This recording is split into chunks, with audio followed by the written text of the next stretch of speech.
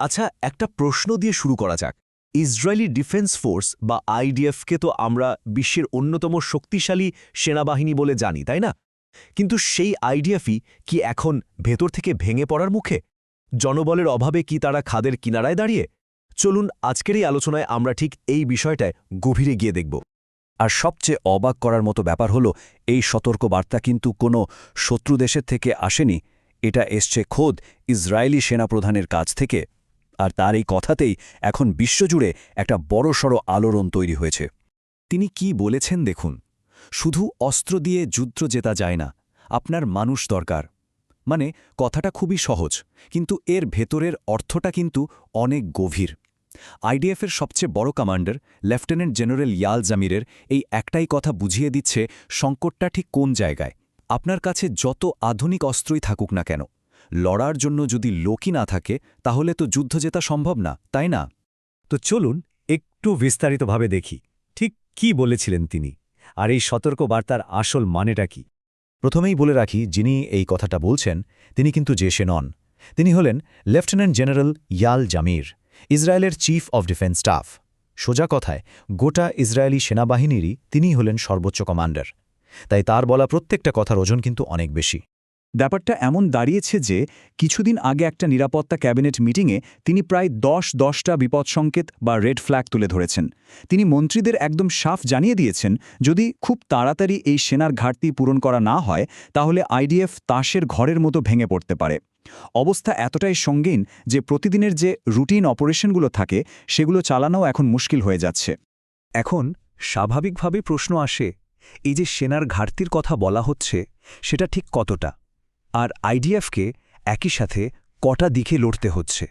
চলুন পরের অংশে আমরা এই সংখ্যাগুলোই একটু দেখে নিই। 7 ভাবা যায় 2023-এর 7ই অক্টোবর যুদ্ধটা শুরু হওয়ার পর থেকে ইসরায়েলকে এখন একটা বা দুটো নয়, একসাথে মোট 7টা আলাদা ফ্রন্টে লড়তে হচ্ছে। এটা কিন্তু ইসরায়েলের ইতিহাসে একটা অভূতপূর্ব পরিস্থিতি। আর এর চাপ যে আইডিএফের উপর কতটা পড়ছে তা বলাই বাহুল্য। মানে একদিকে তো গাজায় হামাসের সাথে লড়াই চলছেই, ওদিকে আবার লেবাননে হিজবুল্লাহ আছে, এর সাথে এখন যোগ হয়েছে ইরান থেকে সরাসরি আক্রমণ, ইয়েমেন থেকে হুথিদের হামলা, এমনকি সিরিয়া আর পশ্চিম তীরেও উত্তেজনা চরমে। এই যে চারদিক থেকে একটা চাপ, এটাই কিন্তু জনবলের সংকটটাকে একেবারে চরমে নিয়ে গেছে। সামরিক সূত্রগুলো যা বলছে তাতে এই মুহূর্তে আইডিএফে মোট সেনার ঘাটতি প্রায় 15,000।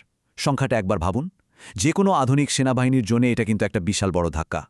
আর এই 15,000-এর মধ্যে আরও চিন্তার বিষয় হল প্রায় 8,000 সেনার ঘাটতি রয়েছে কমব্যাট ইউনিটগুলোতে। মানে যারা একেবারে সামনের সারিতে থেকে যুদ্ধটা করে, তাদেরই অভাব। আর বুঝতেই পারছেন, এই ঘাটতিটাই কিন্তু সবচেয়ে মারাত্মক। শুধু যে নিয়মিত সেনাবাহিনীতে সমস্যা তা কিন্তু নয়, ইসরায়েলের যে বিখ্যাত রিজার্ভ সেনা ব্যবস্থা সেটাও এখন প্রায় ভেঙে পড়ার মুখে। মানে দেশের সাধারণ মানুষ যারা নিজেদের কাজ ছেড়ে দেশের প্রয়োজনে সেনাবাহিনীতে যোগ দেন, তাদের ওপর একটা অবিশ্বাস্য চাপ তৈরি হয়েছে।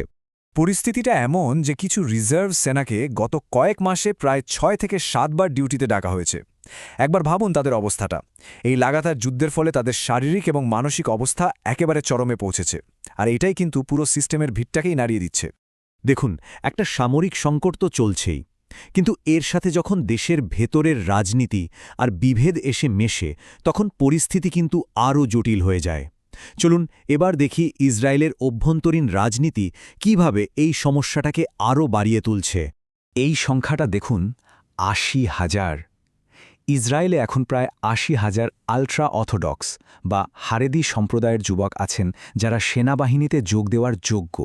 কিন্তু একটা দীর্ঘদিনের নিয়ম অনুযায়ী তারা ধর্মীয় শিক্ষার কারণে সেনাবাহিনীতে যোগ দেওয়া থেকে ছাড় পেয়ে আসছেন। আর দেশের এই সংকটের মুহূর্তে ঠিক এই ইস্যুটাই এখন একটা বিশাল রাজনৈতিক বিতর্কের জন্ম দিয়েছে। এটাই হলো আসল সমস্যা। দেখুন, একদিকে দেশের সেনাপ্রধান বলছেন দেশের সুরক্ষার জন্য সবাইকে সেনাবাহিনীতে আসতেই হবে, একটা নতুন আইন দরকার। আর অন্যদিকে রাজনৈতিক বাধ্যবাধকতার কারণে সরকার এই হারেদি সম্প্রদায়কে সেই ছাড় দেওয়া বন্ধ করতে পারছে না। ফলে একটা অদ্ভুত অজল অবস্থা তৈরি হয়েছে, আর সংকটটা আরও গভীর হচ্ছে। এই অবস্থা থেকে বেরোতে সেনাপ্রধান জামির কিন্তু সরকারের কাছে পরিষ্কার 3টে দাবি রেখেছেন। 1, একটা নতুন বাধ্যতামূলক সার্ভিস আইন চালু করতে হবে। 2, রিজার্ভ ডিউটির আইন বদলাতে হবে। আর 3, দরকার পড়লে সামরিক সেবার মেয়াদও বাড়াতে হবে। তার কথা পরিষ্কার, এগুলো না করলে পরিস্থিতি সামলানো যাবে না। তো সব মিলিয়ে প্রশ্নটা এখন এটাই যে ইসরায়েল এই পরিস্থিতি থেকে বেরোবে কিভাবে, আর এর রাজনৈতিক প্রভাবই বা কী হতে চলেছে। সেনাপ্রধানের এই কথার পরেই কিন্তু দেশের রাজনীতিতে ঝড় উঠেছে। বিরোধী দলনেতা ইয়ার লাপিদ সরাসরি নেতানিয়াহু সরকারের দিকে আঙুল তুলেছেন। তার অভিযোগ, সরকার কোনো পরিষ্কার প্ল্যান বা যথেষ্ট সেনা ছাড়াই দেশকে এমন একটা মারাত্মক যুদ্ধে ঠেলে দিয়েছে।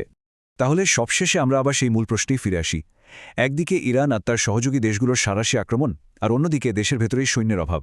এই দুয়ের চাপে পড়ে ইসরায়েলি সেনাবাহিনীর দম কি সত্যি ফুরিয়ে আসছে? উত্তরটা হয়তো সময় বলে দেবে।